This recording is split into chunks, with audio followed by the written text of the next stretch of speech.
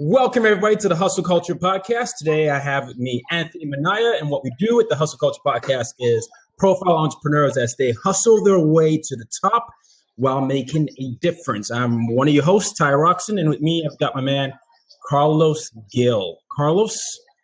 Yo, thank you, Tayo. Welcome to the Hustle Culture Podcast. Really excited to have our guest joining us today, Mr. Anthony Minaya, who is going to bring the energy to us. Welcome to the Hustle Culture Podcast, Anthony. Thanks for having me, man. I'm excited. It's the second episode, too, so I got to bring it, You got to bring it, man. Got to bring it. I was just telling Anthony, I was watching his videos on YouTube before we jumped on here, and dude's just amazing. Looking forward to learning more about you, what you're working on, and really just what fuels your energy. So let's get right into it, Anthony. For those out there watching and listening to Hustle Culture who aren't necessarily familiar with you, tell us a little bit about you and your background. Awesome. Yeah, so I consider myself an artist. So what I do is I create films, take epic pictures to tell stories. I'm an entrepreneur. I'm a visionary. I'm everything, right? But a little bit about my background is I started in network marketing when I was 18 years old. I'm not a network marketer anymore, but those of you who probably know what network marketing is, you probably got pitched to something before in the past. So when I was from 18 years old to like 20, I'm 23, by the way. When I was like 21, 22-ish. 21. Yeah, 21. I stopped doing network marketing then I started doing videos and wanted to provide value to people. And, I was making a lot of money with network marketing. I was making $1,000 days, $3,000 days, traveling, doing a lot of stuff. But for some strange reason for me, it didn't feel like it was my purpose. And it felt like something I actually wanted to do. I didn't want to be known as a network marketing guy. I didn't want to be known as someone who does that type of stuff. Nothing wrong, not wrong. Well, some things get a little bit shady, but for me, I feel like I learned so much in that field that I wanted to grow bigger. I wanted to grow out of that. And I started doing that and, started my own company, started helping small businesses build on social. So right now I'm currently writing my own book, my first book. So I'm doing a lot of things right now, bro. All right. Well, one thing I wanted to touch on it, because for those of you that don't know how I met Anthony at a conference we were both speaking at. It's a podcasting conference. And one of the things that attracted me to his energy is he likes to say, bring the energy, was the fact that he likes to reiterate the fact that you need to invest in yourself. He's always saying, invest in you. Look at the man in the mirror. He's a big Michael Jackson fan. But why is that something that you hone in on? Because here you are, 23. I mean, we're only a couple years apart, but you're 23. You're doing things that many people want to do, right? And you said you started with network marketing, and then you decided to just go off and bet on yourself. Right. What was it like to make that decision, and why is it that you feel like many people aren't doing that right now? Well, the thing is, for me, man, I followed so many leaders, so-called leaders, and the thing is, you get to a point where you follow so many people that you get led to a brick wall, right? You follow this guy. Oh, I got the secret to something. And then he changes up his message. And then, okay, cool. Let me follow this girl because she's killing it. And then she changes up her message. And then you're just like, man, everybody I was following at the time was, okay, yeah, they're making a lot of money, quote unquote, millions and millions of dollars, whatever, taking notes from everybody. And then I realized, man, I'm not going to win. I'm not going to win if I keep going down this road. Right. And the minute I started saying, I'm just going to listen to myself. I'm going to look in the mirror when I have problems or I'm going through something. I'm not going to search it up, and I'm not going to go see what this guy is doing, because everybody's unique. Everybody's different. Everybody has different, unique styles of doing things. So if we have all unique, different styles of doing things, how would somebody understand how I would handle a certain situation? So for me, I just said, I'm just going to go all in myself and go based on experiences and learn from experiences.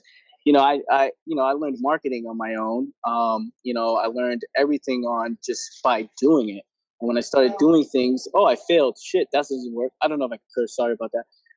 So I was like, man, that doesn't work. And then I did this, that doesn't work. And I'm like, all right. And then you start learning how to do things based on experience. So that's where that came from. Yeah. So you had mentioned, leadership before and getting into the, the network marketing game. And, Anthony, I went out on my own as an entrepreneur when I was 25 years old. And for me, it really came out of necessity. I was married, I had kids already, and I used to be a banker that was laid off. and found myself during the recession having to go out on my own just to feed my family. Mm-hmm. And it's interesting because I got into social media not only because I had a business, but because I saw that the network marketing industry back in like 2008 and 2009 was really flooding the market of social. Mm-hmm. So I met a lot of those so-called leaders that you mentioned that were saying they're making $100,000 a month and just recruiting people to join these companies and these brands.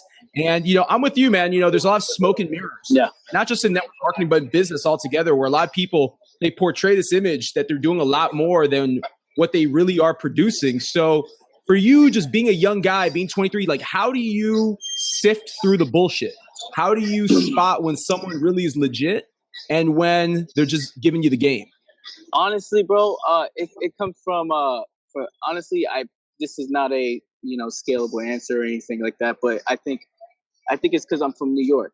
And now here's the thing: when you're from New York, you just, I don't know. I grew up in the Bronx, and you start knowing who's real, who's not real. It's a sense. Once you know who you are, you say, how would I do things? You start looking at people. Man, that's why I changed myself up from. I used to call myself a social media expert, but the thing is, in a day and age where you can buy followers, a day and age where you can take information, regurgitate it, say this guy's quotes, this guy's line, and steal everything, and you can literally fake entire images and fake everything.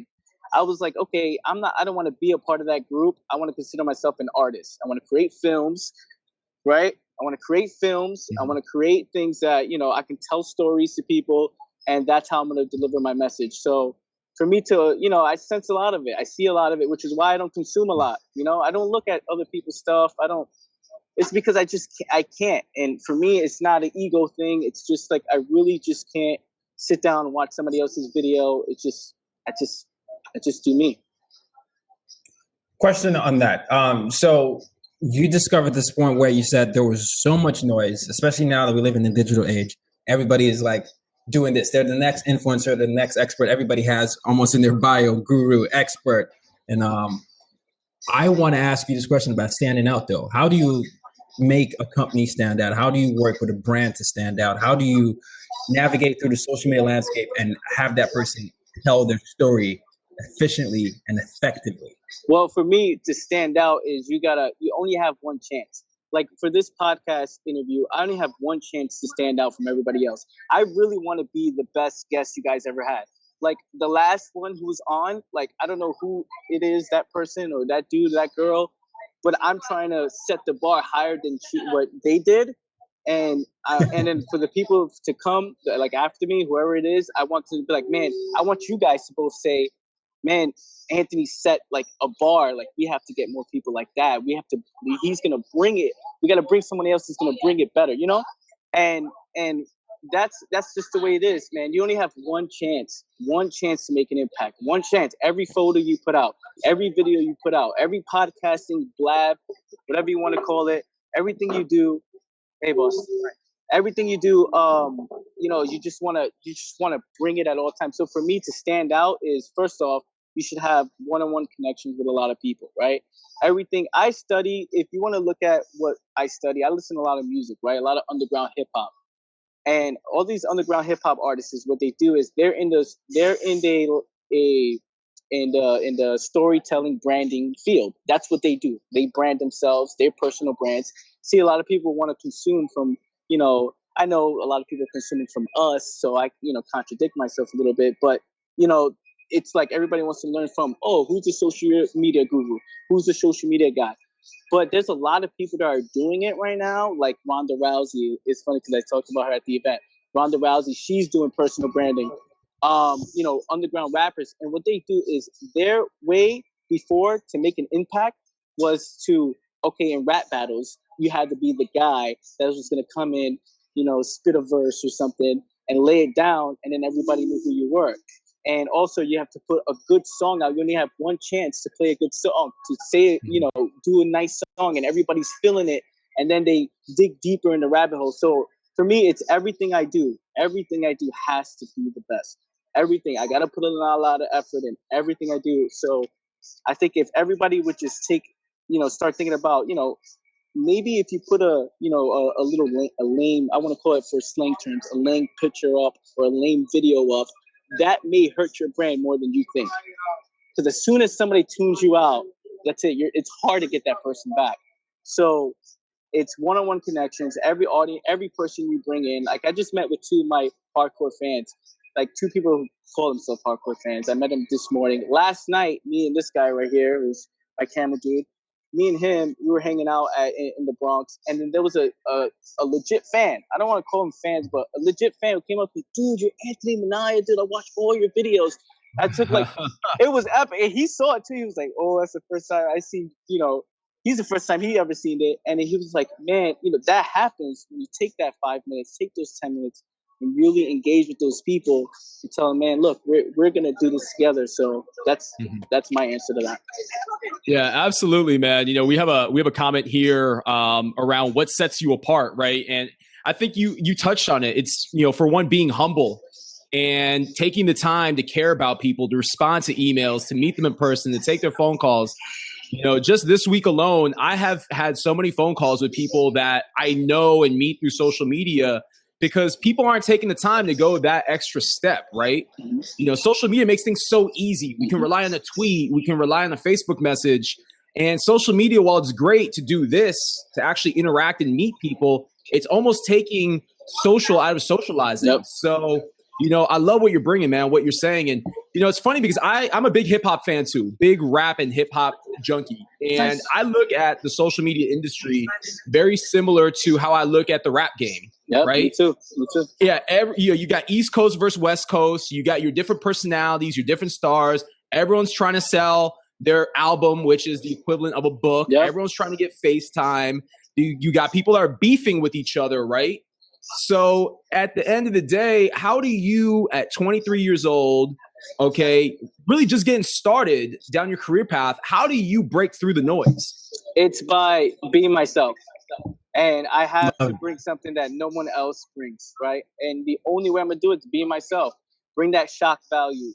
That's why I do I say what's on my mind. I make fun of soft people. It is funny because I do it because I want to attract the people who are secretly just like me. And if I say a message, if I say something, what I mean by soft people, like weak-minded people in a way that's like, people who I call it sheep mode, where people consume information but never take action, right? And right. I call it sheep mode, and I say things like that because I want to attract a community of people that are going to be with me and know you're secretly just like me. So for me to stand out is playing the long game.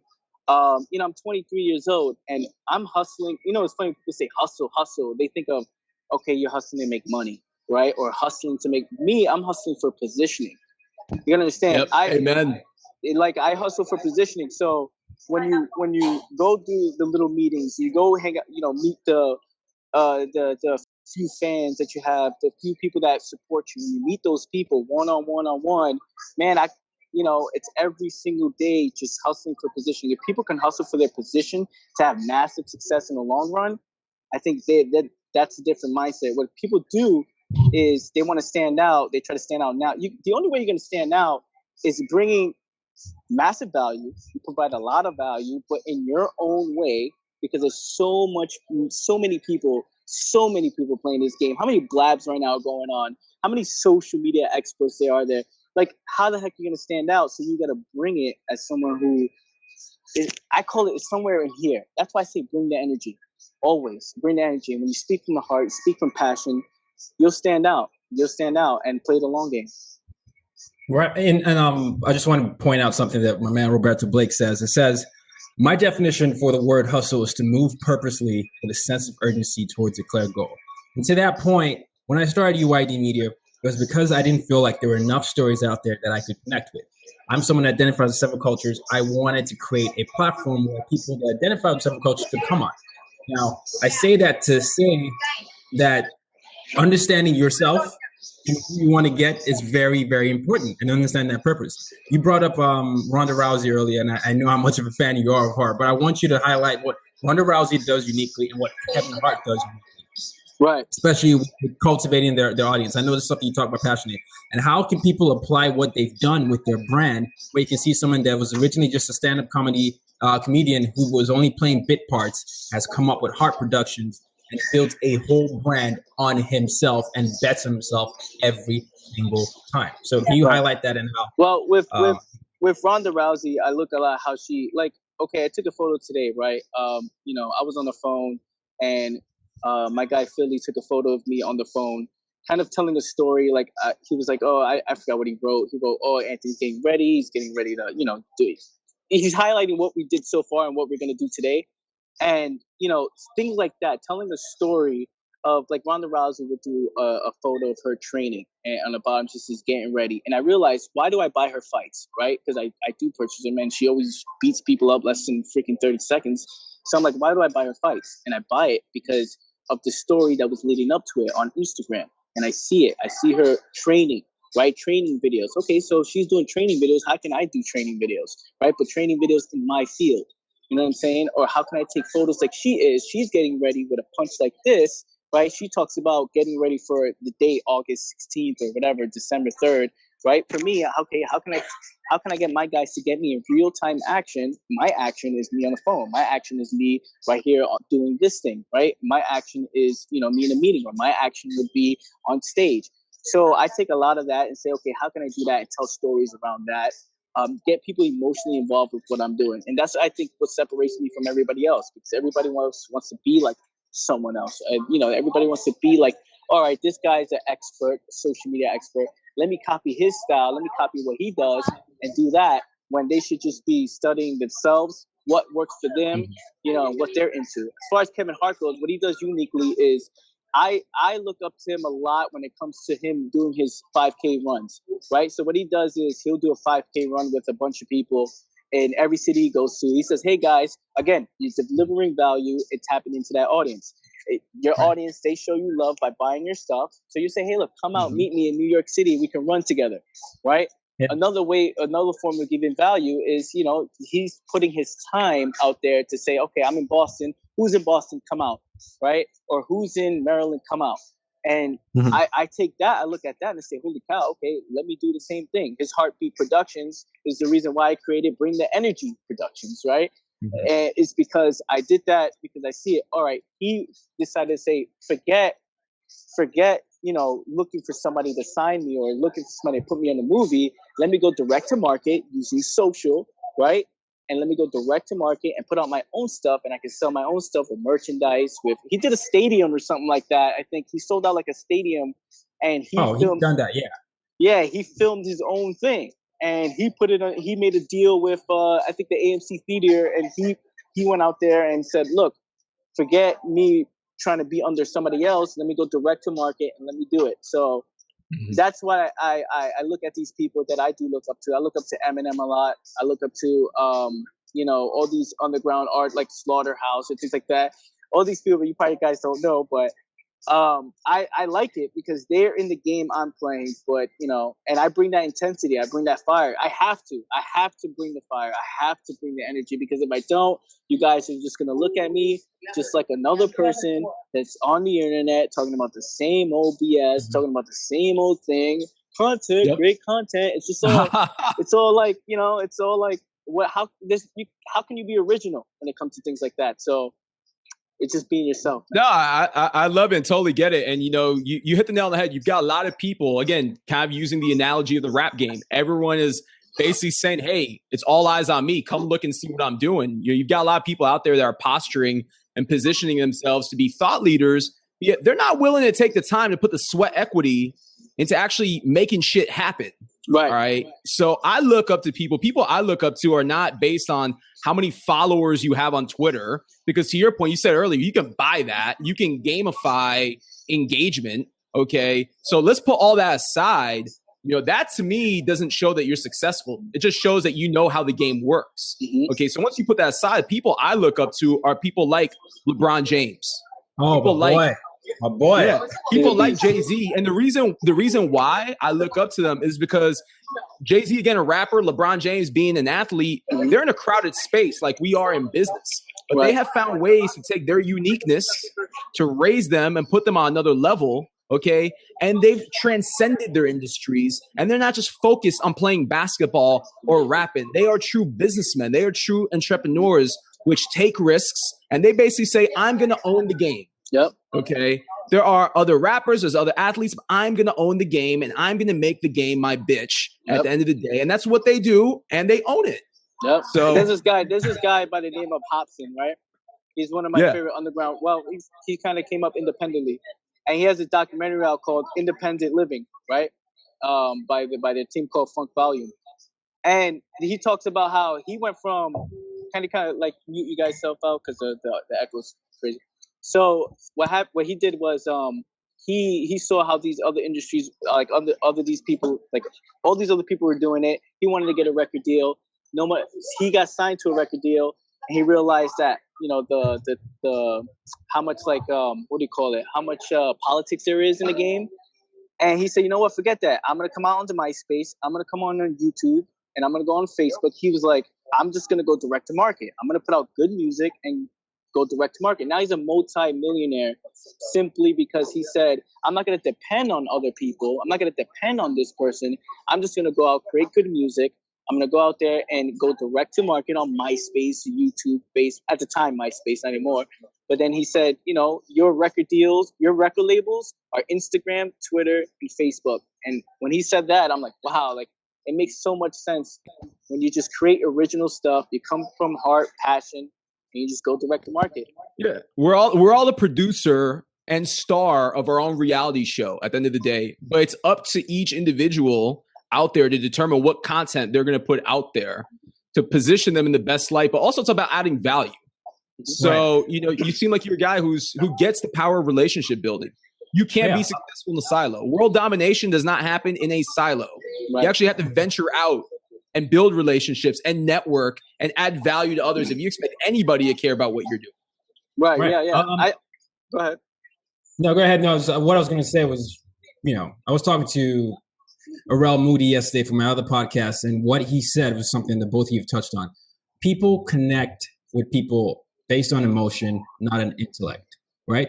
And he works on the art of likability, and he's talking about how you have to have that emotional connection to your audience, your fan, and what you're doing. And I'll tell you a quick story before we get back to the question is, when Anthony and I met, we met on the bus station on our way from here to Jersey. We were going to a podcast conference, and we were like, just building a relationship. And then we found that we were staying in the same place, and right before our speeches, we both had gone on Snapchat, which is something I know you're a fan of, Carlos, and we just engaged with the audience. I was showing them behind the scenes because I was nervous because I was one of the last speakers that was accepted to the thing, and I just reached out to them and said, "Hey guys, I'm getting onto the stage.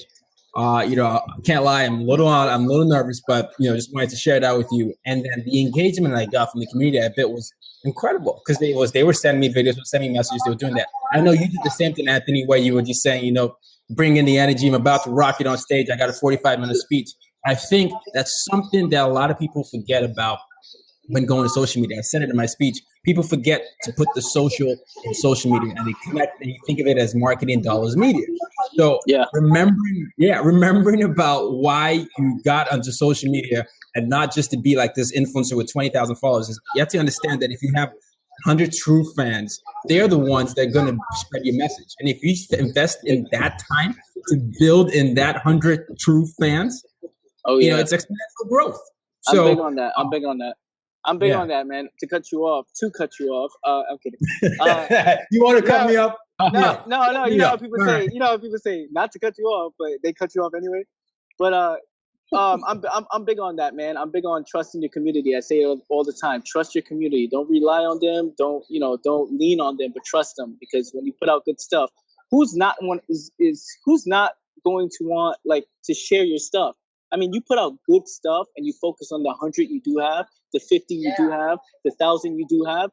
They will tell someone else. And man, just by calling someone on the phone, just by meeting with somebody in the city, just by, going to these meetings or something like that, or doing something on Snapchat, like, hey, Tim, good stuff. But coming from the heart, not fake, you know what I mean? Like, I think a lot of people smell bullshit, and you can smell it. You can just be like, oh, this guy's fake, he's phony. And a lot of this stuff is so corny. Like, a lot of people are really, really lame. And I say it like that. I say, man. Give us some examples, though. Like, people would I don't know, man. It's the vibe. It's the feeling you get. Like, you be like, this guy jumps on a video. He's like, hey, guys. I'm like, You don't get the game. It's a connection you have with that person. That every time they watch an Anthony Minaya video to feel something, right? I'm gonna come out with some with some merchandise, so people to get some hats and things like that. But when they wear it, I want them to feel a certain way. You know what I'm saying? Feel the way I feel on a daily basis, and to do that, I gotta put in a lot of effort. I gotta put in a lot of work. I gotta, come at the game in a way that is different. You just gotta bring it, man. Bring the fire. You can't just do a video just to do a video. Hi guys, my name is John, and I'm here to kill it. It's like, to me, it's about, look, I'm here, and this is what I'm gonna do. This is the way it is. Whatever your field is, whatever you're trying to do, you just gotta bring that energy. I don't know. I can't teach that. It's about passion. It's about just, look, man, coming up in a game, I call it coming up in a game, right? You're trying to come up in a game. You're trying to make something happen. You can't do it being average. You can't do it being similar like everyone else. You can't just be another person. And that's the thing. A lot of people are this is the truth. A lot of people are not going to make it. And whatever making it means to them, because they're average, right? And look, I don't want to come out as if I'm, being an ass or anything like that. It's just, the thing is, it's just a certain energy, the certain fire you have to bring every time someone sees you, every time someone says your name. It's like, damn, dude, that dude brings it, right? So I'm big on that, man. I'm big on that. Yeah. So, your hustle, man, your ambition, drive is just very admirable. And honestly, dude, it reminds me a lot of me when I was your age, just kind of coming up in the game as well. So appreciate that, keep bro. bringing it, keep doing you, man. So let's talk a little bit more about the business aspect of Anthony Minaya, right? So you're in New York, you're a young dude. What is it out there that you're doing to actually drive revenue at this point? Well, right now, what I do is I help personal brand. I do one-on-one coaching, help personal brands. I also do help small businesses. The thing is, a lot of things I'm doing is not for the money. I'm doing it because, of course, I'm doing it for the money. I mean, who wouldn't want to do it for the money? But I'm saying, when I do it, it's for experiences. Again, I'm playing a long game, right? I'm thinking, I know what's coming in 2016 and 2017, 2018. I got it all written down with the team. I know exactly what's coming. All I'm doing now is to gain experiences, right? I got my company where I'm helping small businesses, a month here, 2 months here, 3 months period, probably, a 6 month period. And I got clients that are with me for a 12-month period, right?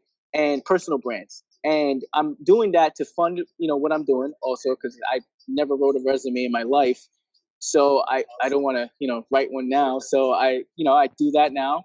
And resumes are just for formality. Yeah, I don't even tell you otherwise. I don't even know how to even write one, to be honest, and that's not even me trying to be cool. So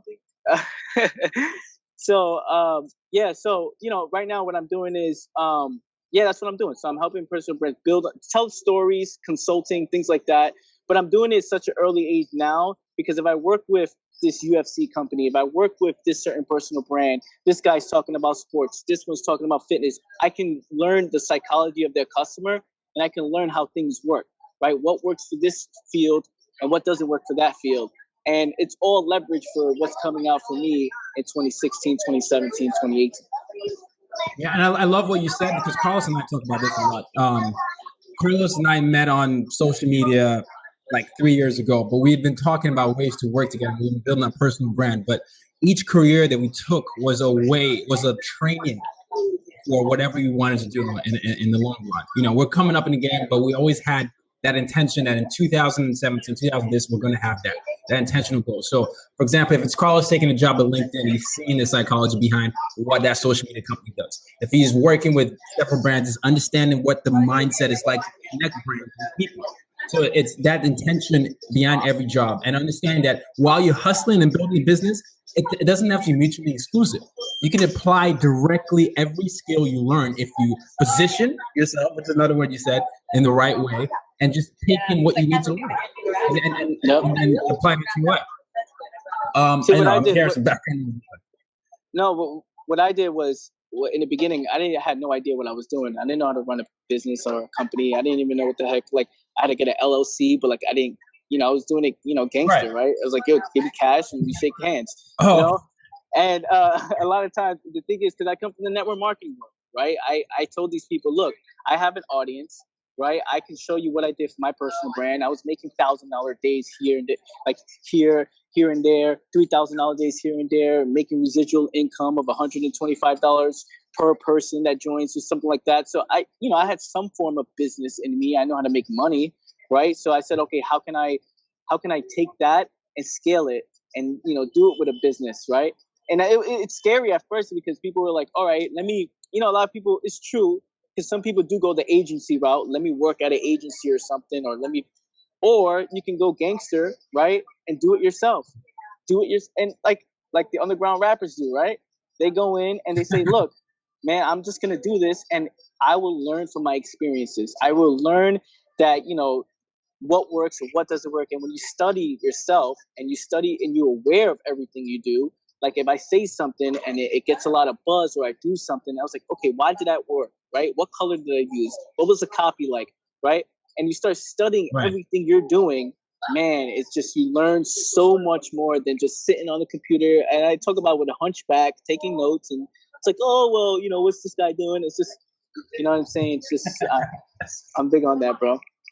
Yeah, absolutely. So, we're coming up. We got about 30 more minutes left on this episode of Hustle Culture. Just want to take a moment to thank our audience watching us here on Blab. If you guys could tell a little bird, including Anthony and Tayo, let's get Twitter to be chirping and come in here and jam out with us for the next 30 minutes. So, Anthony, man, I want to hear from you a little bit more about what failure means to you, because let's face it, it's not always a bed of roses. You go through a lot of ups and downs, more downs than you do ups, especially as you're making that climb. And I want to put some in perspective, Tayo, yourself, and I, we're all at different levels, but we're always climbing. I don't think anyone out there is ever at the top of their game. We're always climbing. We're always learning.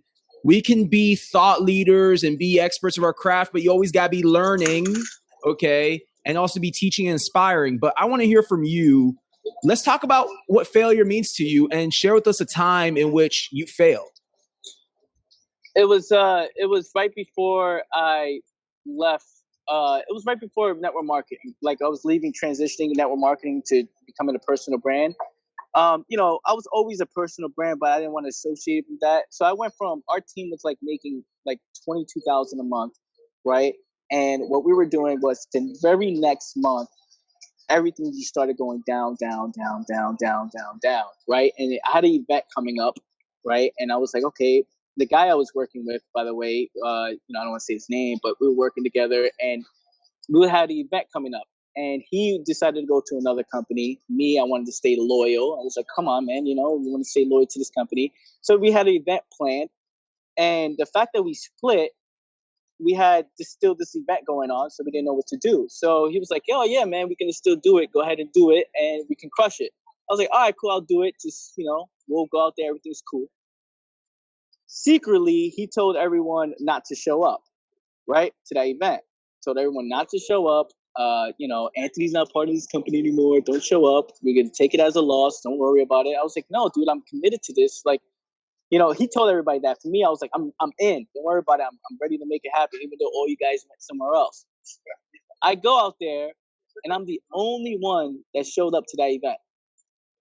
And I go in the room, right? And I look at this as a failure, but all failures lead to, you always fail forward.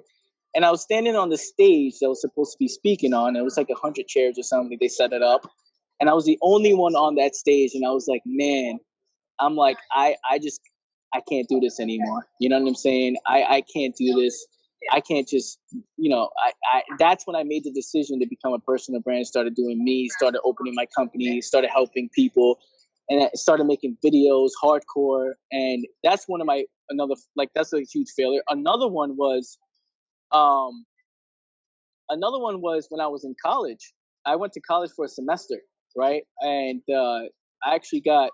I was there for football, and those 3 months I was there, I was reading books. I was just trying to get something. In network marketing, they teach you read books, personal development, all that stuff. So I was just reading, fill my classes crazy. And then at the end of the semester, I actually got sick. And I got sick. I actually went to the hospital off of dehydration, whatever. I was throwing up. I was vomiting for 3-4 days. And I realized it was simply because I wasn't doing what I wanted to do. I went to college because of my parents. My parents were like, you gotta go, you gotta go. I was like, all right. I got my own place in upstate New York. You know, I was doing this network marketing thing, and you know, that's what I wanted to do, and I wanted to play football as well. But the fact that when I was over there, I got sick and I was throwing up, and I knew why. I was going to class and I was just like, man, I was writing on the paper, I'm gonna be rich and will be rich and all this type of stuff. Like, and that was one of my biggest turning points in my life, because, you know, you're in the hospital, you have the IV thing going on, and you're like, man, that's why it's important for you to do what it is that you really love to do. And if anybody tries to force you to do anything, you're not going to win anyway, right? Because they're forcing you and they're telling you to do it. So those are kind of my two biggest things. Right. And then, you know, I love that you said that. Every time I speak and I go around and I'm writing on my blog, I say we have to learn how to defeat the supposed to syndrome. What I define as the supposed to syndrome is the idea that you're supposed to do something because society tells you you're supposed to do, your parents tells you you're supposed to do. So what I'm asking you, Anthony, and we're talking to Anthony Minaya here, is I'm sure at one point when you were, you know, doing network marketing, doing just a semester of school, you had people around you telling you, what the hell you doing, bro? Are you serious right now? You're 21, 20. What did you do to shut out the noise, and also to surround yourself with people that would challenge you? Because I know you're big embedded in yourself, but sometimes the environment you hang around is one thing that helps. So I want you to sort of walk me through that process. Tell me the time when you had to have questioned and doubted yourself. You're like, maybe people are right, but tell me what you did and what you pushed through. Well, my brother is a huge inspiration in my life. My brother is 30 years old, and we kind of think the same way. He's like a mentor to me in a way, not in business, because he's not doing business himself. He's into like modeling and things like that. But you know, for me, well, that's kind of like personal brand business, but he's not into social or anything. It's just his mindset. It's like having an older brother and somebody that's there. Look, man, this is how it should be. This is how it should go. And I kind of got brainwashed by him, I guess, that we use a lot of slang because, you know, again, we're into that culture where we use like, oh, you know, don't be whack. We say that, don't be whack. Like, don't have a whack mindset. I say that too. Yeah. I'm like, dude, don't. He looks at me, bro. You can't hang out with whack people. And if it wasn't for him, I honestly would have got sucked into everything everybody was telling me. I remember one time when I was in the hallway in high school when I was 18, I was literally in tears with a friend of mine who's on my team right now too. But he was with me, and I was in tears because I was like, look at everybody, they're robots, right? They're robots. This like the teachers, like I was trying to recruit everybody. I would do like sit down presentations with flip books on the teachers. I would bring teachers to events to try to recruit them. Everybody, I was like, I'm gonna own the whole entire lunchroom, right? I'm gonna have and I had this weird image of me standing on the lunchroom table and everybody just like, yeah, like I'm having the event in the lunchroom. It was freaking hilarious. But a lot of them were like, oh, Anthony, what are you doing is scam? Or Anthony, you know, why are you into these type of businesses? Or, you know, you're not going to be successful. You need to go to school and all this stuff. Of course, you're like, man, what if they're right? What if they, what if I do fail, look stupid, right? And my brother just always comes and say, man, we're going to do this. Don't worry about it. You know, he was in network marketing with me at the time. But when we went our own ways, he stopped network marketing earlier than me because he saw these leaders jumping from company to company to company to company, and all they're just people leading sheep, right? And that I don't want to say that in a negative way of anybody who's on here who's in network marketing. Hey, look, do you? Because I learned a lot. I learned a lot from it. It's just as an end game for me, I it wasn't the right move for me, but.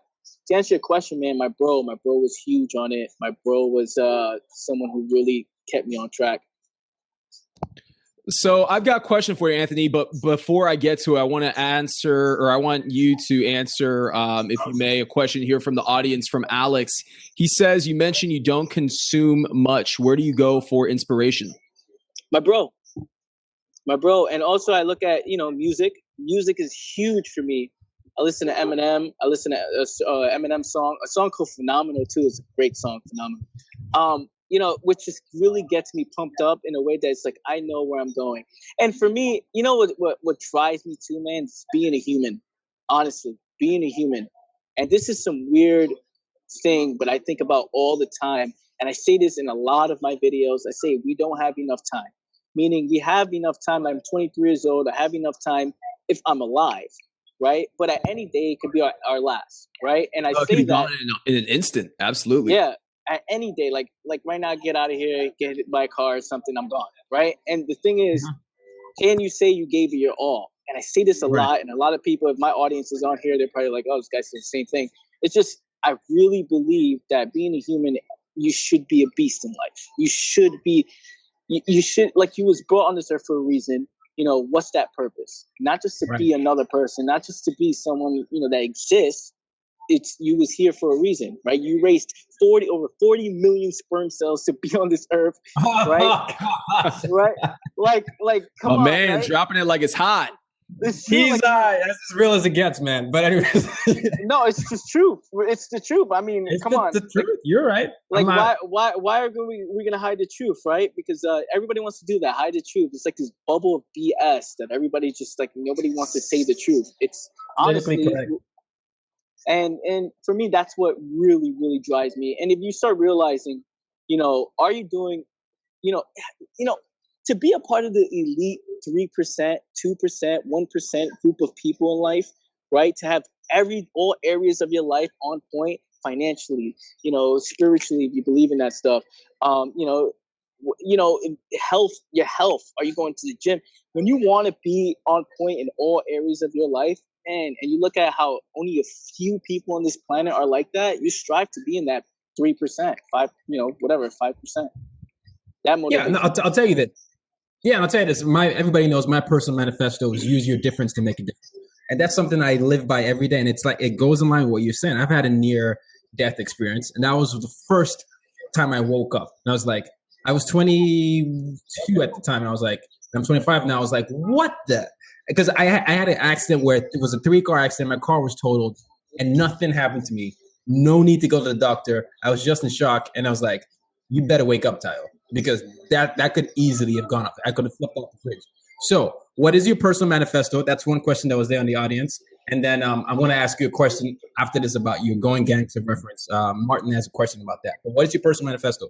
First of all, and we lost him, but he'll be back. Yeah, hopefully he'll be back. Yeah, great dialogue so far. You know, one of the things that really resonated with me, Tayo, and I know it does with you, and that's time. You know, time is an asset. And, you know, so many people out there, they talk about having these goals. And by the time they get to be this age, they want to go ahead and do this and be here. Why not just do it now? Right? That's my philosophy. Yeah. There's nobody holding you back. There's nothing stopping you from achieving who you want to be and what you want to do other than yourself. So you got to look at yourself in the mirror and realize that you are your biggest competition. And you are your biggest adversary, and you're also your biggest fan, because nobody's willing to work harder for you than you. And that is real talk. Real talk. Also, you gotta look at it this way. If you're not the best version of yourself, you can't be able to help anyone to become better. Because if you can't even give yourself your all, how are you going to help someone get to that level where they need to be? Right. So it's all about investing in yourself, looking in the man mirror. And I tell myself this. When I look in the mirror, I'm saying, you're the person I want to be. I say it all the time. Like, you're the person I want to be. And if I lose sight of that, remind me of that. So I just like to tell myself that there's no one else that can be the best me than myself. So if I'm not doing that, I'm just shortchanging myself. I don't know. You know, Shia LaBeouf likes to say, just do it.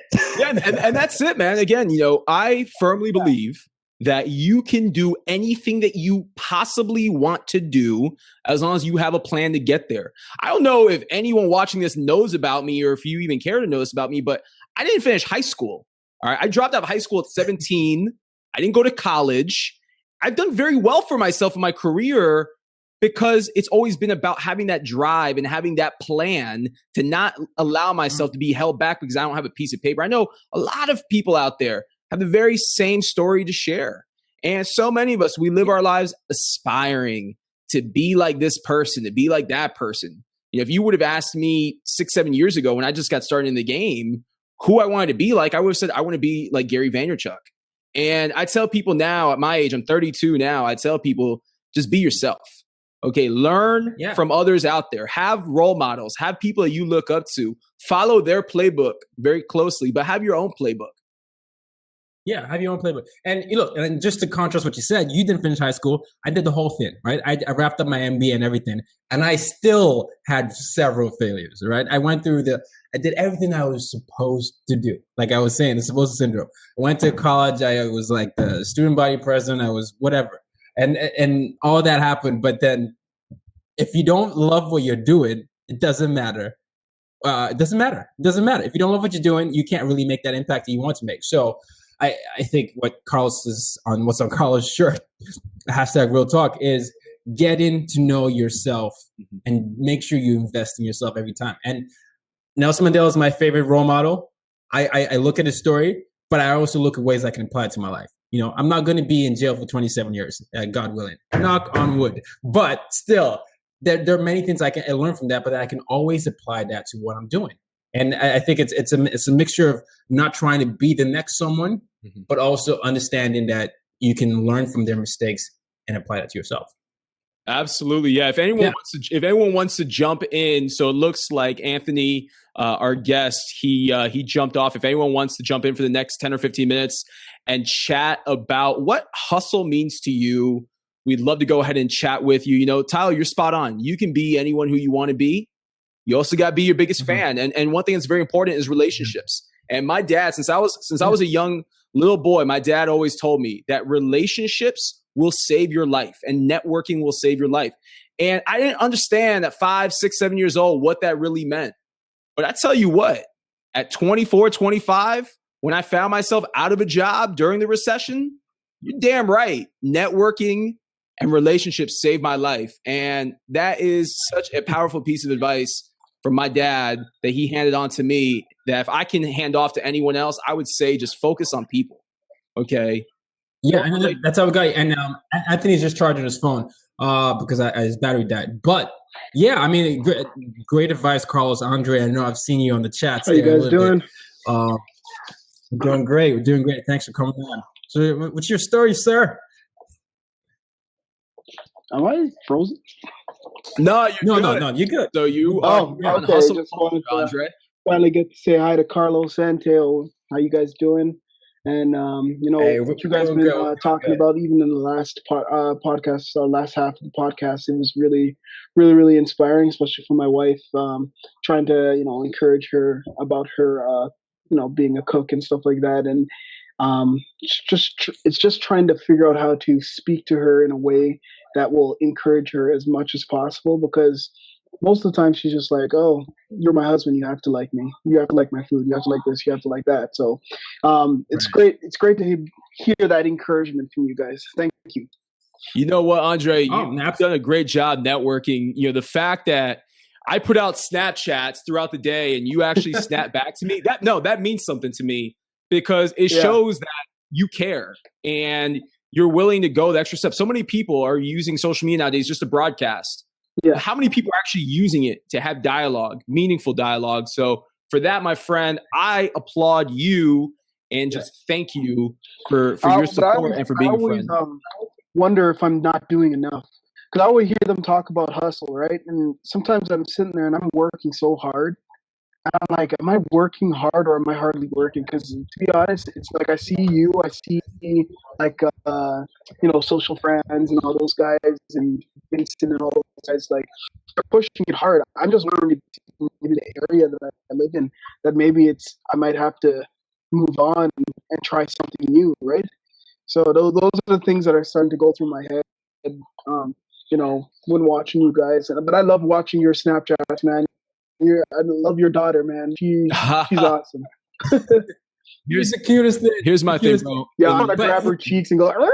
And I'll turn it over to you, Ty. I promise. But in life, you gotta be willing to pivot, and you're gonna go through ups and downs, man. I consider myself, having periods of success along the way, but there's been a lot of failures, and I've used those failures to lift myself back up, man, and learn from them. And you just gotta know when to pivot. And just to take it in stride, and everything helps build character at the end of the day. I agree. Yeah, absolutely. And and we're gonna try and get Mike Stelzner in. But one of the things that I admire that you did, Andre, is that you showed up. Yeah, that's all that matters. You showed up for the last Blab. You showed up. You understand? And the misconception with working or hardly working is the fact that hard work is something that's different for everybody. It's what you're putting your attention in and what your focus is. Someone could work 24 hours a day and not sleep, and yield no results. But someone could work, 10 hours and meet the right people, like Carlos was saying, and network and connect and just be that master connector and position his or herself at the right place. And then they position themselves to be experts. I mean, it's not a one size fits all. It's understanding your target market, understanding why you do what you want to do, and just working to get there. So someone asked, Martin asked earlier, Carlos is a better person to ask this, but Martin asked, he said he's not on Snapchat. Why should I use Snapchat?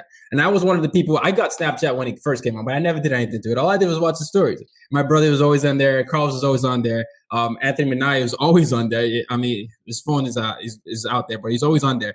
But what they both did was they built that community of people where they were just going about telling the stories. You were just telling me how you love Carlos's daughter. I'm sure you haven't met Carlos, but that's something that you knew about Carlos, and that's understanding your audience. And now you're on is Blab. So it's figuring out a way to reach out to your audience and tell them about yourself. Because if they buy into your story, they're going to buy into you and what you sell. And they're going to ask you to please give them products to sell. They're going to tell you like, hey, look, I love what you do. Can you educate me more? How can I support? What do you have? What's a product that I can use for you to get? So it's finding that balance between that. So I hope that helps you. Yeah, thank you, Tayo. Well, yeah, absolutely. What I was going to say to build on what Tayo just said is, talking about Snapchat, talking about the platforms, it's not about the platforms themselves, guys. It's about using this to have access to people. So many times we think of social media as a broadcasting medium, advertising, marketing platform. This gives you access to people globally. And again, it goes back to using these platforms to build the relationships, whether it's Snapchat, whether it's Blab, whether it's whatever medium you want to talk about. It's about bringing it back to the center of people. And without people, there is no social media. And with that, welcome, Mike Stelzner. Hey, I just want to take time to shout Mike Stelzner out because this is a guy I listen to every week. Are you the social media podcast, social media examiner guy? That's him. Oh, yeah, that is him. Wow, nice to meet you, Michael. Oh my gosh. But that's the power of, this is exactly what I'm telling you. This is the power of a connection. I've listened to him from the beginning. I saw how he was in the white paper industry before. I'm going to let you tell your story, Mike. But this is the importance of why you need to position yourself and connect. So with that being said, Mike Stelzner, please tell us. Can you guys hear me okay? Can you hear me okay? Yes, we can. Yes. Well, yes, I just wanted to comment on the hustle thing. I think, thanks for letting me come on. I was trying to get on my iPhone. It just wasn't working. So I think where a lot of people get hustle wrong is they think that hustle means go out and pitch yourself over and over and over again. And I think we need to realize that we live in an era where the salesperson is no longer really respected or accepted. And I think that nobody really wants to be sold to until they're ready to be sold to. So if you want to hustle and you want to succeed in your business, it's about serving other people. And that's what I did when I started Social Media Examiners. I figured out something that would benefit everyone, something that would benefit those that I asked to write for me, and something that would benefit the people that were reading it and the people that were, doing all the other aspects. So the idea is to really force yourself out of your thinking about yourself and put yourself in the position to think about whoever it is that you want to serve. And so many people that hustle are rejected by the world because it's obvious that all they're looking for is their next gig or their next dollar. And everybody knows when you meet somebody who is really interested in helping you and goes out of their way to serve you without asking for anything in return, that stuff stands out. And that's the kind of hustle that I recognize at Social Media Examiner. And that's the kind of stuff that really allows you to succeed. So I just wanted to share that thought with you guys. Thank you, Michael. Oh, I appreciate that. And I'm happy to hang around and chat a little bit longer, but I don't know. What do you guys think about that? Yeah, it goes back to asking a very powerful question that I don't think enough people do today. And that's, what can I do to help you? Right? So many folks out there, again, are using these mediums to broadcast out what they are doing, but they're not really taking the time to build those relationships and ask, what can I do to help you, with no expectation of anything in return. And, I'm a big proponent of, again, to your point, Mike, your hustle should be to really try to build as many relationships as possible. And not just I want to not just build the scale, but really focus on the quality of the relationship too. If you go to somebody who you perceive as important to you and you say, how can I help you? They're going to say, I don't need any help. Now, I think that saying that in your brain is good, but saying it out of your lips is different. I'll give you an example. John Lee Dumas. Do you guys know who John Lee Dumas is? Entrepreneur on Fire. Yeah, absolutely. So he reached out to me because he wanted to develop a relationship with me. And he made a video and he said, here's how you can improve your podcast listening on iTunes. And he made a 5-minute video and he showed me little tips on how I could improve. And then he said, if you want to talk further, I'm happy to help you. Now, do you guys see how valuable that is? That's unsolicited gift that he's given me that is valuable for me because he saw something that he could add into my life. You know, he basically just poured some. Now I consider him a friend, you know, and that is something that was strategic, but he never asked for anything in return either. And he continued to give and to give and to give. And I think that's the way that you can be successful in this world, is to just notice where your gifts are and maybe where someone else could use a little bit of advice and give them a screenshot, throw a couple of arrows on it or whatever. But if you create a little video for someone, like a YouTube video, and you make it private and you send it to them, man, nobody ever does that. I can probably count on one hand the number of people that have ever done that to me. And it just allows you to stand out. You know, one question I have, and that's such a fantastic point with Mike on your podcast. When you bring people on, I'm just curious what your strategy is behind that, because you do Social Media Jungle, and a lot of the ways you frame the topics of your podcast is how to be a thought leader here, how to do that. And one of the last ones I listened to was how you went behind the scenes as to how you pick speakers, right, for your conference, and you were talking about, I think you listed 6 or 7 criteria that you had to have. Can you talk about why, in terms of personal branding, that's something that people need to focus on if they want to be that industry leader, and how that ties in with relationships? So I think I understood what your question was, because there was a couple different questions in there. One was, how do I get people on my podcast? But the other one is, how can you be a thought leader? So no, I'll simplify it. It's you in your podcast. You talked about how for your conference you used a 6-step process to get people on your podcast. Right. I want you to talk about why that was important to you and how that ties into relationships. Yeah. So the bottom line is we look at 4 things. Number one is I have to remember the order, but the first thing is, are they good communicators? So the key to having anybody on a show or on a stage is, are they excellent communicators? That is always the first criteria. If they're not able to articulate verbally very well, then they're never going to have a good opportunity to be on a podcast or to be on a speaking stage. That is always our first important criteria, because no one wants to listen to someone who isn't a very good communicator. Second thing is, do they have deep domain expertise? So you can be, as I'm telling you these things, you can be listening, all right, do I qualify in these areas? Because these are not just me, these are universal. So do they have an area of expertise that is interesting to somebody who matters? You know what I mean? So if you're in the automotive industry and you happen to be an expert at redesigning cars, and there's a bunch of automotive people that you want to get to know, maybe you just have that really unique skill and craft that they're interested in. But if you're coming to me as an automotive expert and I'm more your cars and I'm more trucks, you can see how there's going to be a mismatch there, right? So in my case, I have to have a deep area of expertise that our organization cares about or my podcast cares about. In this case, it's social media marketing. The third thing is, have they written a book? Now, the reason why we ask that is because if they've written a book, it means that they know how to teach, or it means that they've organized their knowledge. Because the arduous process of going through the pain and agony of writing a book, what comes out of that is really very, very a lot of work to organize that thought. If they don't have a book, do they have a podcast? Do they have a Blab show?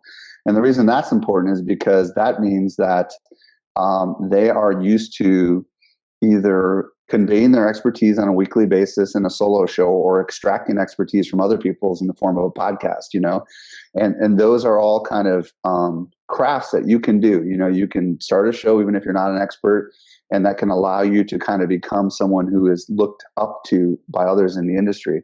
And then the last thing is, which is the least important, is, are they known to our audience? And that the only value proposition there is, sometimes there are some people that are really famous that everybody wants to hear their backstory. You know, like everybody wants to hear from Chris Brogan or Guy Kawasaki, because these are very high profile people.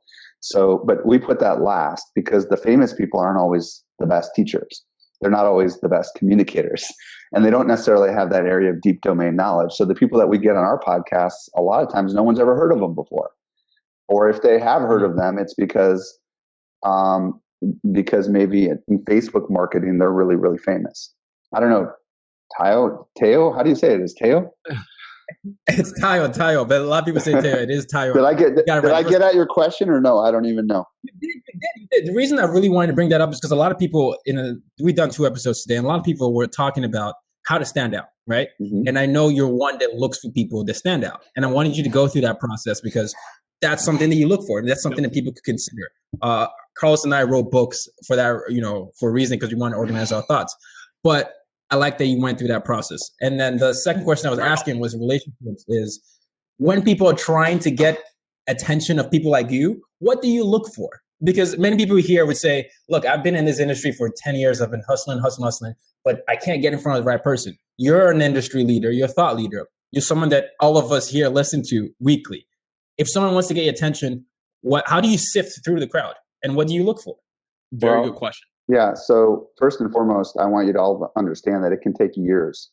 And I know that it can take years to get through to the right people in whatever industry that you're in. It's taken me years to get to where I am right now. In the beginning, people like Guy Kawasaki and Seth Godin wouldn't give me any attention. So you just have to understand that you have to be strategic and you have to be consistent. One of the things that the best thing you can do is go to conferences. And you guys, Carlos, you know this. You've been in the social media marketing world. Yep. And there's other conferences in whatever industry that you're in. When you get a chance to physically meet people, person to person, and not just for a few seconds, that's powerful. Yep. It's very, very hard to get through to some people. So, for example, in my industry, there are hundreds of people that have spoken on our stages before. So one thing you could do is strategically get to know them, because maybe you're not going to get directly to the top dog in your space. So maybe what you could do is build relationships with those people that have influence of the top dogs and get to know them and get on their radar and become someone who they respect. And then they can vouch for you, if that makes sense, But that's kind of like how the world has always operated, right? There are ways to fast track this, but, it's extremely difficult.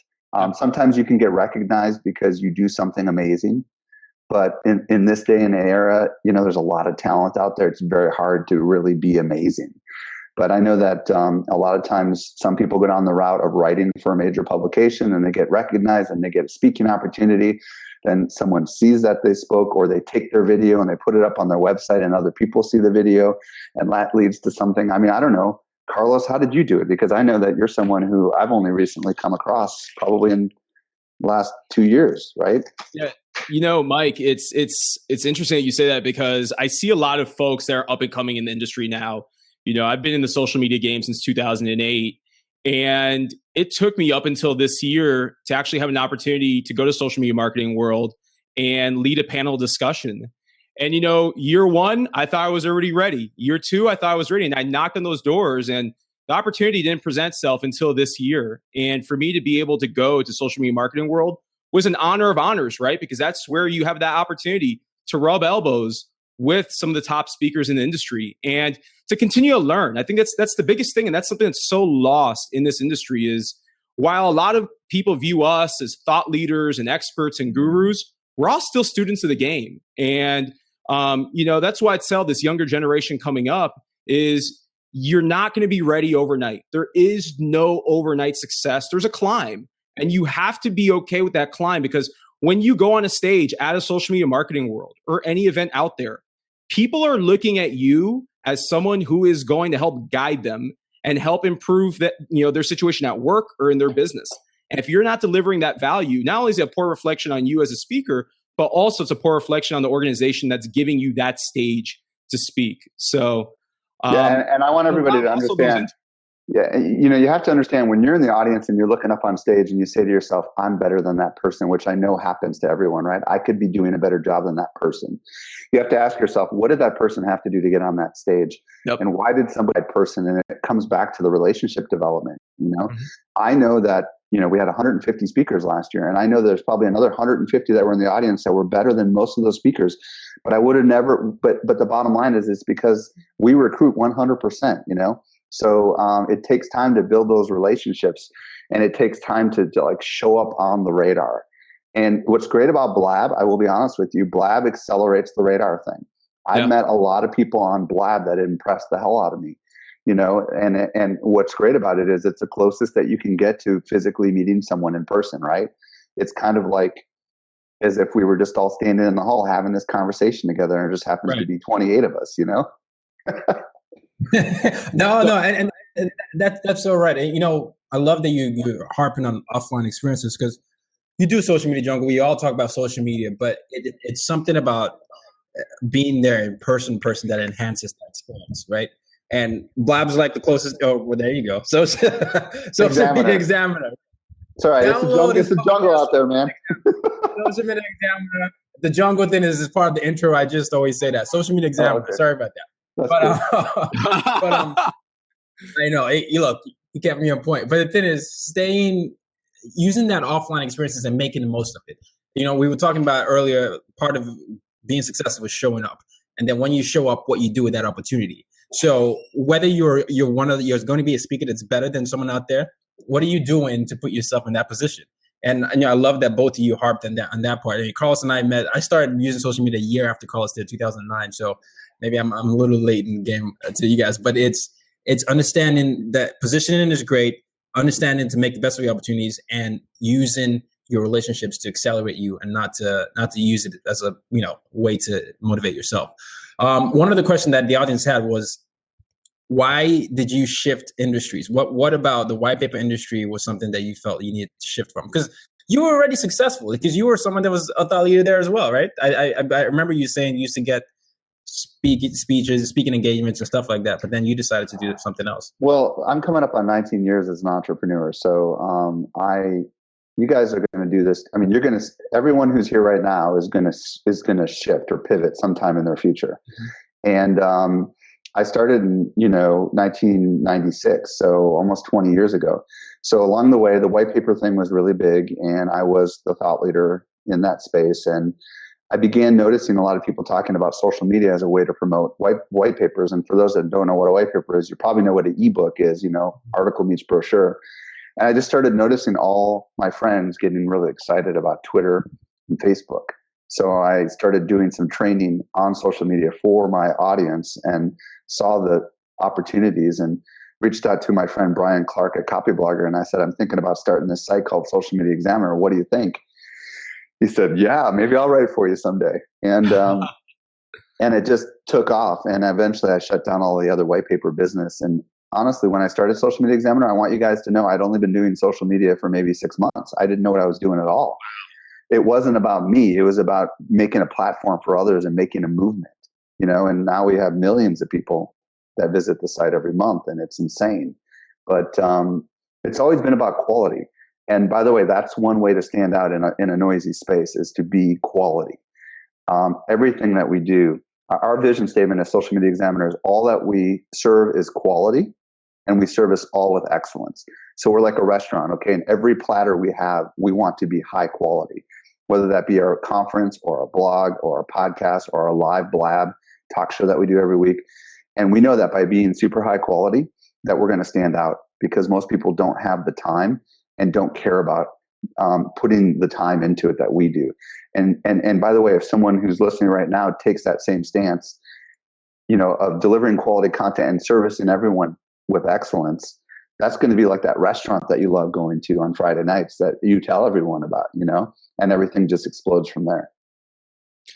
So, Mike, I got a question for you. You talk about quality. Let's stay along those lines. I posted this question recently on LinkedIn and on Facebook, and I'd love to hear your thoughts.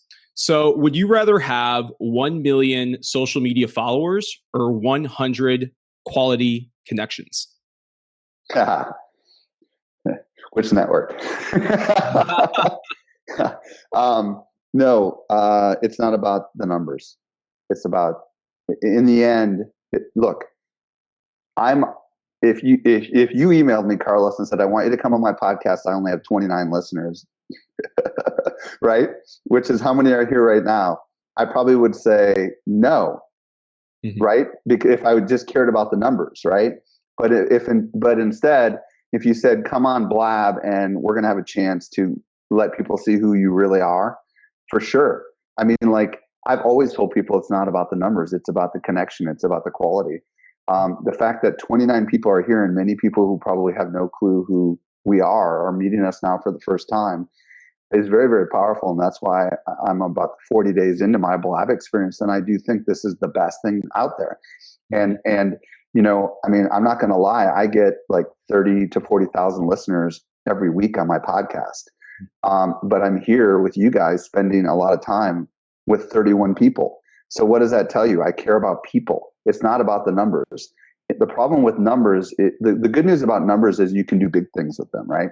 You can have a conference where thousands of people come.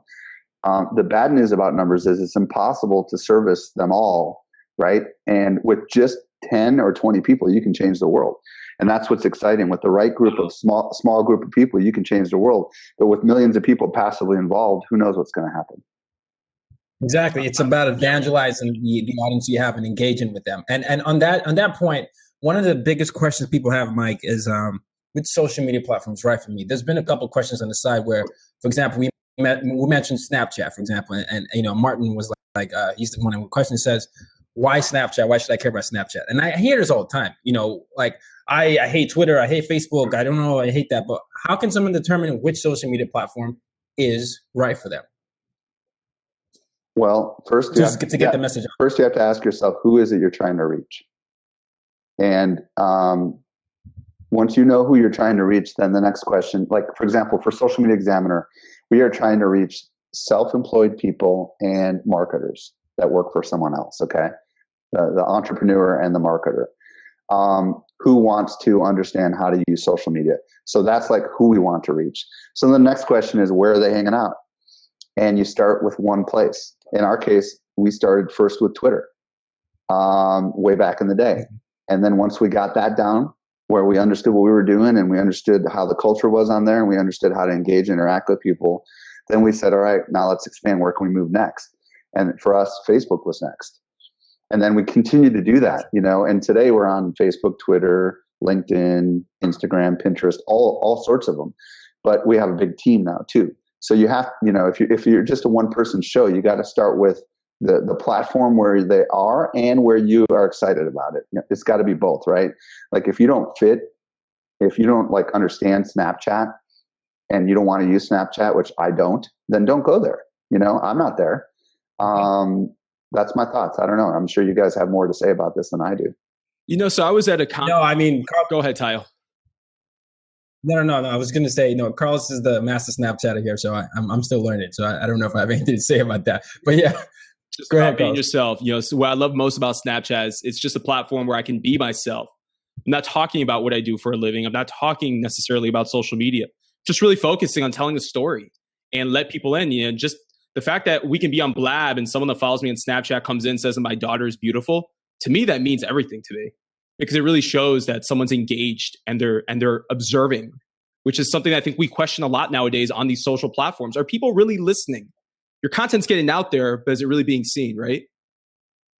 And I think Snapchat really gives you a barometer to see who's viewing your content. Carlos, who are the up and coming thought leaders? I know who Sean Duras is because I had him on my show, but like who is, you know, amongst marketers or whatever, who's someone that's really kind of trying to position themselves as the next Snapchat thought leader? Because I honestly don't track that.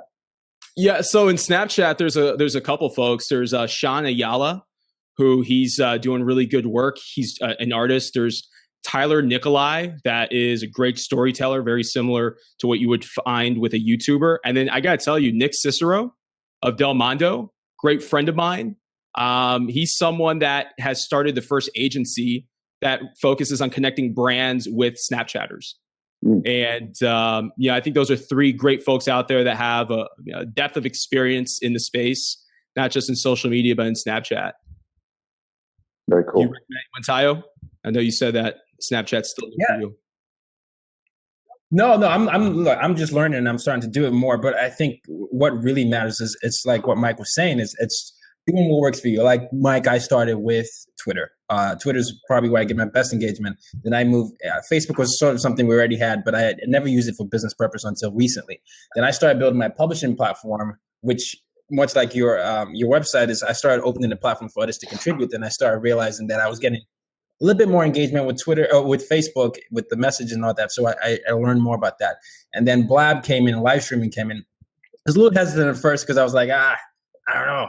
But then I got on there and it's crazy. I've been on for 25 days, but the relationships we've had, it's almost raised it exponentially. I've known Carlos for almost 5 years and this is the most we've talked and we're doing a show together.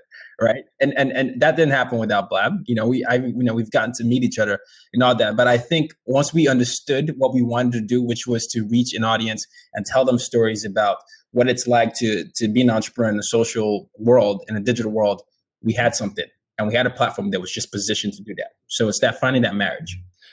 So, Mike, I got a question for you. I was recently at an event. I was at Dreamforce, and one of the best quotes I had heard came from Adrian Grenier, who's from the show Entourage.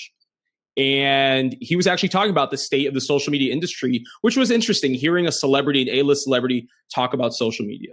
So he compared the industry today to its teacher versus Snooki. You have people out there who are the Snooki character who's trying to get as much limelight as possible, without putting in sweat equity, without hustling, bringing it back to hustle culture. And then you have the teacher. You have folks out there that they're doing work, they're teaching others, and then they're going back to the lab. I would love to hear from you. Where do you find that balance? So again, we talk about up and comers. We talk about folks that have aspirations to make a dent and a name for themselves in this industry. Where do you find that balance between teacher and Snooki? I think you all need to be teachers. You guys know, I'm sure if you remember back to when you were a kid, what happens when magnesium lights up? It creates a big flash and then it's burned out and it's gone, right? So we've got too many magnesium marketers out there who are the Snookies, as you call them, who basically are all they care about is basically just hopping across the backs of others to get to where they want to go. And you know what? What's great about this world that we're in right now is the transparent. You cannot hide anymore. You can try to create these fake personas for yourself and create these images for yourself that make you appear to be something that you're not. But the great news about social media is everyone talks. and everyone knows who the servants are and who the Snookies are, So the teachers are the way to the future. And what's great about being a teacher? You don't have to be an expert. There's a lot of people that as soon as they discover something brand new, all they say is, I just discovered this cool thing. Here's what it is. Here's how it works. Go have fun with it. That is really what's going to allow you to be successful. In the olden days, you guys, I'm a little bit older than you, I know, but I'm 47. So back in the olden days, when you would have people that would learn something and then they would hide it from the world. Okay. And they would tell the world, hey, you want to know how to do this? You hire me. Okay. You want to know how to do something like this? I know how to do something like this. Come hire me. That does not work anymore. Now, instead, the way that you get opportunity is by showing the world that you know how to do things, even if you're just early into the process. Like the second I got on Blabs, I was 4 days into Blab before I started telling Social Media Examiner audience about Blab. I didn't know what the heck I was doing. And, nobody does even still. We're all that new into this platform. So the idea is to find something and show the world what you found and say, help me figure out why this is so cool. Or here's my observation on it, and I'll go do some fun stuff with it. If you do that enough, then everybody will come to you and they will look to you for the next big thing. This is what Robert Scoble does. If you guys know who Robert is, he just constantly finds new shiny objects and lets the world know about it first. And as a result of that, everybody watches everything Robert does. That's the way you can be successful in this world. And by the way, you don't have to be the first. You don't have to rush out to be the first. You just have to be thoughtful about it. You have to be intentional, and you have to say, okay, here's what this is. Here's how I'm using it. Tell me what you think. That's going to go a long ways. No, I love it. And you're right. The BS meter, it's so easy to see through that, especially with a lot of the newer social media apps, and if you're not someone that's authentic, it's going to show. But I want to take a chance to take some questions from the audience while we have you on here. We have a lot of them. Yeah, but I don't mean to dominate your conversation. I just hopped in here. No.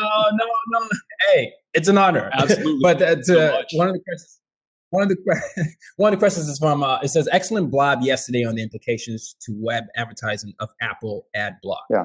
Care to discuss? Yeah. So yesterday is I have a weekly show on Blab, and you can find it by clicking on my identity. But we do a weekly talk show on what's going on this week in social media, and iOS 9 came out. Are you guys Android or are you iPhone? iPhone all day, every day. Okay. Have you updated yet? iPhone. I have not. Okay. So I did it. It's great. But here's the deal. Apple has allowed people who buys ad blockers now to have it integrated into the operating system. So it integrates into Safari. And the bottom line of ad blockers is that if people turn this on, they can now block Google Analytics. They can now block ad display units from going to a website, and they can probably block any other third-party tools that you might be using to collect insight on your site, like, for example, Quantcast and Compete and Alexa and all these other kinds of things that you put on your website to collect data so that you can get an audience analysis on your website. So because Apple has decided to do this, one company, I think it's called Crystal, if I'm not mistaken, came out with an ad blocker and sold 150,000 of them in like 4 days. Okay, so the world is changing, is what this means for those of us that have blogs and want to look at Google Analytics, for example, to get insight into our mobile users. That data is going to be forever not accurate now. For those of us that want to monetize by display advertising on our website, which we do not do at Social Media Examiner, but many do. The mobile audience is going to be blocked. And I think this is the beginning of a sea change in the world of content and blogging, because so much of what's out there is available for free, but it does cost money to produce, right? So it's paid for somehow, and it's underwritten by the sponsors and the advertisers that are on the website. So what Apple is doing, Google sells your data. Apple is allowing users to be totally private, which is a good thing, but at the same time, it could fundamentally shift the way free information is distributed on the web. And it may be that major websites will no longer offer free content to someone who has ad blocking technology, or may just shift the entire web to having to pay to get to content, or may force traditional publishers, Forbes and all the other guys, to actually figure out a new business model. And it's the beginning of a massive shift that's going on right now, and it's not going to change because all it's going to take is Firefox, for example, on the desktop to have this installed natively. You know, Chrome will never have it because it's owned by Google. Right. But I mean, these kind of things are coming, and it may require those of us that have blogs that monetize through display advertising to rethink our entire business model. So, Mike, while we stay on that with, the state of tech and social and where it's headed, we're almost done with 2015. So before we wrap up here on this episode of Hustle Culture, we'd love to hear from you a bold prediction for 2016 as it pertains to social. Yeah.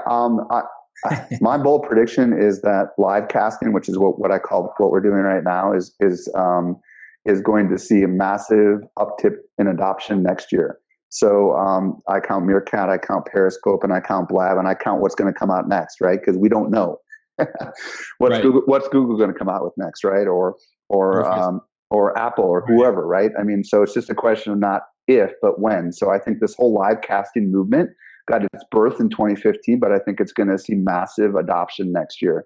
And mark my words, you're going to see someone who uses a platform like Blab or like Periscope who's going to end up with a television show in the next 2 years for sure.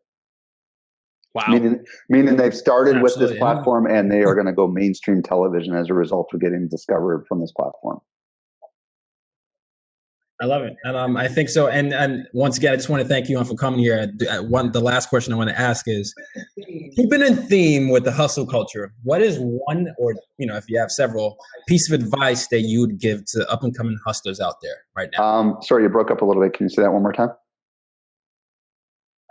All right. I was saying, what is one piece of advice you give to up and coming hustlers right now? First and foremost is don't quit your day job.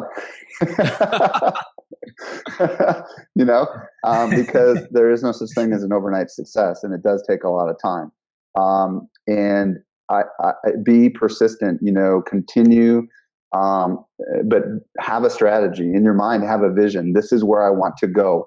Don't just blindly go wherever the wind blows, but instead say, okay, I actually want to go here.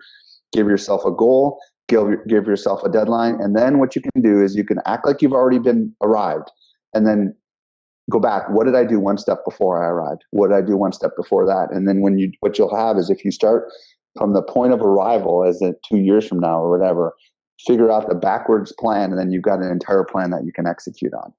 But most people fail because they don't have a plan. That's solid advice. All right. No, you're right. Plan. Well, I mean, we just want to thank you so much for coming on here. And one of the things I love about Blab is the unexpected surprises. We started with Anthony Minaya, and we ended with Mike Stelzner. And a lot of us can relate to what you've done, and we just want to say thank you. But I think it's admirable that you were able to take the time to actually come share some knowledge with us, because, like you said, we're all in this together, and live streaming, I think, is only just beginning to see the fruits of the labor. So, well, thanks for having me, guys. Thank you, Mike. Bye-bye. All right. Goodbye. Well, Carlos, wasn't that absolutely? Everyone out there watching, make sure that you follow Mike Stelzner at Mike_Stelzner. Make sure that you also follow Social Media Examiner at SM Examiner, and visit their website, Social Media Examiner. Sign up for the newsletter. Stay in the know, because I tell you, that is the publication to follow in the space of social media. So that concludes this episode. Absolutely. It's been awesome jamming out with you, Tayo, and big thanks to all of our listeners here on Blab. Absolutely. And just before you go, it's, he has Michael Stelzner also has a podcast. Subscribe to him on iTunes and Stitcher. And Carlos and I have a YouTube channel where we put in all this on there. So YouTube channel is Hustle Culture. Please subscribe for more updates. We're going to be doing this every Saturday at 1 p.m. Eastern. If you guys, once again, have recommendations for guests, let us know. If you have questions ahead of time, let us know. We're all easily accessible. But thank you for showing up. Check out the YouTube page, and give us a mention whenever you can. But thank you for being patient with us and staying with us throughout every single thing we've done today. All right, Hustle Culture Nation, we will see you next week.